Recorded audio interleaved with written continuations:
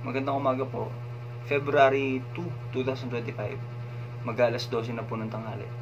Ano lang po, sagot lang po dun sa nagtatanong dahil po nagko-comment po sa lahat ng mga video evidences na ina-upload ko dito sa Facebook ko. Kung bakit paulit-ulit daw po or 2025 na mag-move on na daw po sa nakarang scamdemic, vaccine depopulation, etc. Hindi po tayo maaaring basta mag-move on sa bagay na ito, bro. Gawa po ng hindi matatapos at paulit-ulit pong magsisimatay ang lahat ng mga kapwa-tao natin sa iba't ibang panig ng mundong ito kung hindi po mahahayag yung buong katotohanan patungkol po sa daan taon na nga na maling turo sa medisina ng allopathic medicine or yung germ theory. Kasi in the first place, bakit po kayo tatanggap ng vaccine kung hindi nga po umiiral yung viruses daan taon na? Mali nga po yung aral patungkol sa germ theory na yung mga microbes or yung mga germs, fungi or viruses na hindi umiiral nga po. Hindi nga po yun ang cause. Napatunayan na po yun matagal na ni Dr. Stefan Lanka, Dr. Robert O. Young, Dr. Andrew Kaufman, Dr. Thomas Cowan, Dr. Rashid Buttar na hindi po sila pinapalabas ng mainstream media. Na yun nga po ang kinakailangan maipalabas yung buong katotohanan. Kasi yung sa kanila po ang real science. Ito na nga po, dumaan na yung scamdemic, ang dami pong namatay sa bakulam. Bago po dumating dito yung mga vaccine na yan, pinagbababala na po namin yan. Gumagawa po kami ng iba't ibang account sa Facebook. Gawa po nung una, 2020 hanggang 2023. Ngayon na lang po binawi ni Mark Zuckerberg nung interview po siya ni Joe Rogan, di po ba? Na hindi na daw po sila mag-restrict. Pero dati po binubura ang Facebook namin. Tsaka mga posts regarding pag anti-vaxxer ka. Which in reality, hindi naman po dapat anti-vaxxer ang tawag kasi walang pag-uusap dahil wala po silang proof of scientific existence ng microorganism na pinagbibintangan nilang nagkokos. Hindi po nila nasatisfy yung Koch's postulates o yung updated reverse postulates. Wala pong makakapag-satisfy. Ibig sabihin ng satisfy, yung methods po kasi yun, scientific methods o step by step na para mapatunayan nyo po yung pag-iral ng isang microorganismo at mapatunayan nyo na ito ba talaga yung ginagawa nitong virus na ito. In-isolate nyo sa lahat ng mga genetic material, siya lang mag-isa. Tapos mag-eksperimento kayo, i-purify nyo siya, to grow in pure culture, etc.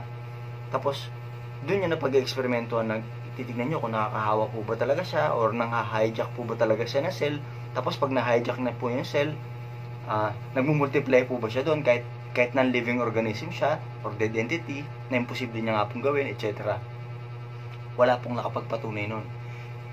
Yung measles virus trial na pinanalunan po ni Dr. Stefan Lanka noong 2017 kasi si Dr. Stefan Lanka po naghamon yun. Molecular biologist siya, bibigyan niya ng $100,000 ang sino mang makapagpapatunay ng pag-iral ng measles virus. May lumaban po sa kanya si Dr. Barden.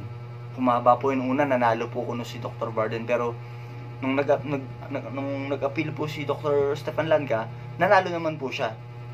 Ikalawa talagang final na po sa German Federal Supreme Court na yung pinasa nga pong 5 evidences, scientific kuno na evidence ni Dr. Barden is hindi po yung nagpapatunay or hindi po yun hindi po na-satisfy or hindi po napatunayan ng 5 published experimentations na yun na ang pag-iral nga po or ang detalyadong siyentipikong hindi matututulang pag-iral ng virus na measles.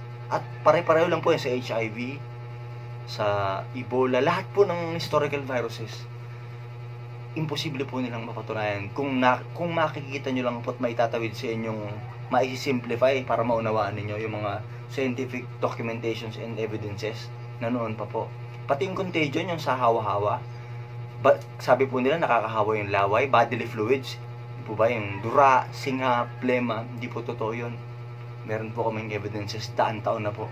Hindi tinuturo nila yon. Yun pong kinakailangang malaman ng lahat.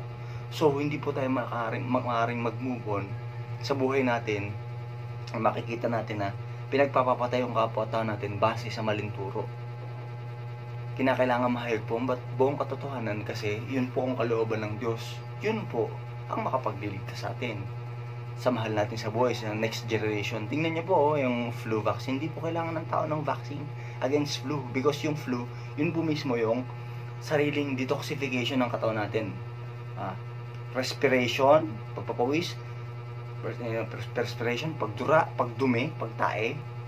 Yun po yun. Mga forms of detoxification natin yun. Ginawa po ng Diyos yun. Napakatalino ng pagkakagawa ng Diyos sa katawan natin para maglabas ng toxins.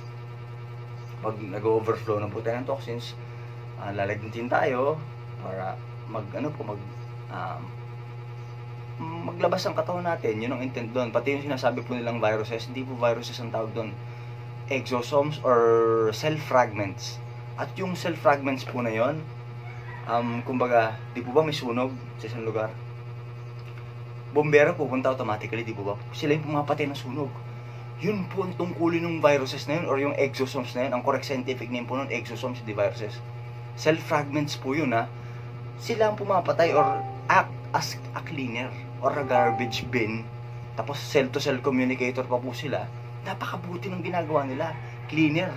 Kung anong kailangan ng katawan ninyo. They pleomorphically adapts. Kung anong kailangan ng katawan ninyo sa pagkakataon nito, nalason kayo ng electromagnetic frequency, kinakailangan pleomorphically adapt sila, mag-a-adapt sila mag-iiba sila ng gawain. Like for example, anong kailangan sa bahay mo na to? Ayun po, gawin nyo yung bubong kasi butas yung bubong. Automatically mag-morph sila into a latero or gagawa ng bubong, ayusin nila yung bubong. Ganun po ang characteristics ng microorganism na yun. Na dahil sa daan taon na pong pera-pera at malinturo ng medical mafia, Big Pharma, medical mafia, drug cartel, satanic cabal, na pag-aari po ng Rockefeller Medicine. Si Rockefeller tsaka Carnegie, daan taon na pong mali yung turo niyan. And then yung oil, di po ba, yung scam din sa oil, unlimited resource po yun, etc. Pinapatay lang po nila mga whistleblowers, mga inventors.